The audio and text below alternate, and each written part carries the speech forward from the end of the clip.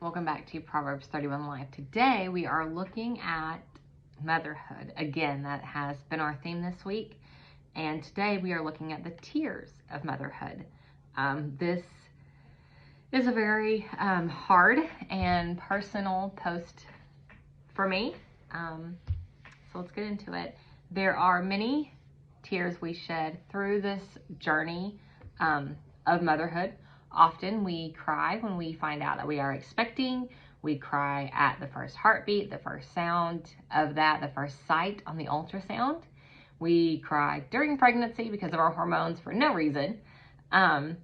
First movements, gender reveals, and finally many of you have cried at the birth. And God has given us that. Maybe you shed tears toward the end of the pregnancy or maybe leaving the hospital because that phase is over. Change is tough. Not having that baby previously is not the word I'm looking for. Not having that baby safely tucked in your womb anymore for safety is scary. You're going to miss the kicks and the movements and all of that. So that change can be hard. The next year holds tears of joy, exhaustion, frustration, and fear because they're on the outside now and they're growing and there's all the firsts and the independence and all of that. It's a joy to watch that little babe grow, and that's a privilege that God has given us. We get to watch them develop into a toddler. We get to teach them and train them. The early days, those first 6 months, are super exhausting. Our tears come for fear of the future and all the unknowns. And then your baby gets sick for the first time. They start to toddle around and they take a good fall. All the things. There's so many tears those first 2 years. There were probably some long nights of crying when the baby cried because that's all you had left and you didn't know what to do. So where does it stop? It doesn't. Standing at the sink silently crying as you washed bottles again, wondering when you're going to get to sleep. And then one day, there's a change. It's a gradual one. You're standing at the sink washing big kid cups and plates. There's not a bottle in the house anymore. And then you're a teenager and you're washing their water bottles and coffee cups. And it hits you. And again, you're standing at the sink crying over bottles or the lack thereof. Maybe you haven't washed a bottle or a sippy cup in years and it hits you that, wow, that was a long time ago. We are much closer to the end of this than the beginning. And not that your parenting ends, but one day, very soon, you're not going to have any dishes of theirs to wash at all. And that's a big change. And it hits you and you're excited about the future, but you miss the past and you realize, man, where did it go? It really did go quickly like they said it would. All of those other ladies, those other families, those other parents told me this was going to go by really fast and I didn't believe them. And here we are, and it does.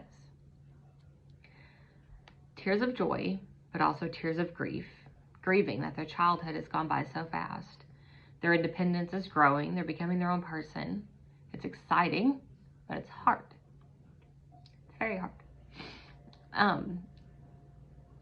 You look at them as they're driving, and you realize that you don't know the last time you picked them up. You don't know when the last time was. You don't know the last time they asked you to kiss a boo-boo. You don't know. It just stopped one day. And you didn't know that was going to be the last one. The relationship shifts from correction and instruction to just guiding and giving your opinion. Instead of saying, don't do that, you're saying, I wouldn't do that if I were you. I wouldn't spend my money like that if I were you. Whatever it is. Your prayers change for them over time. Your conversations with them change. It's not about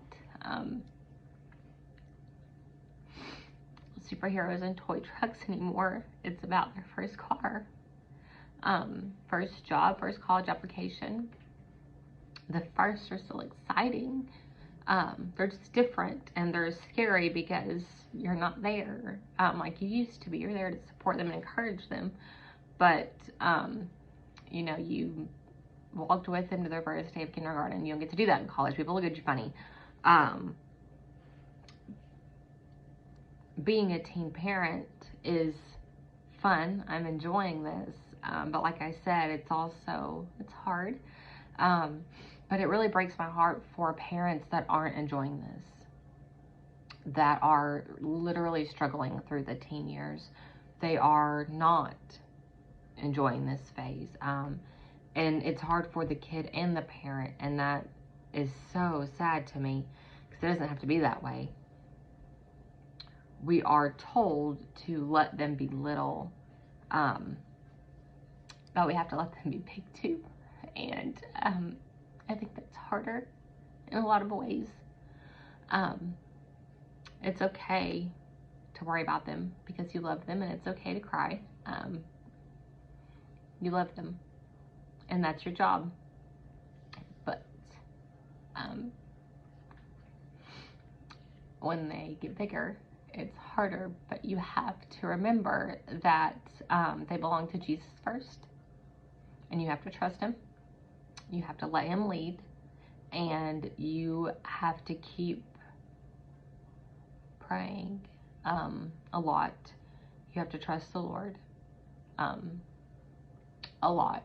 It is, for me, it seems like it's so much harder to trust him in this phase than it was when they were, you know, infants and toddlers and sick or in the NICU. We spent 2 months and 25 days in the NICU with my first and 9 days in the NICU with my second. And somehow that was easier than this. But this is just a reminder that it is okay to cry. But cherish it wherever you are in this phase of motherhood. I promise you it goes by really fast. And enjoy it. Let them be little. But as your big kids get bigger, you have to let them be big too. So until next time, stay in the Word, stay close to the shepherd, and let him lead you in paths of righteousness.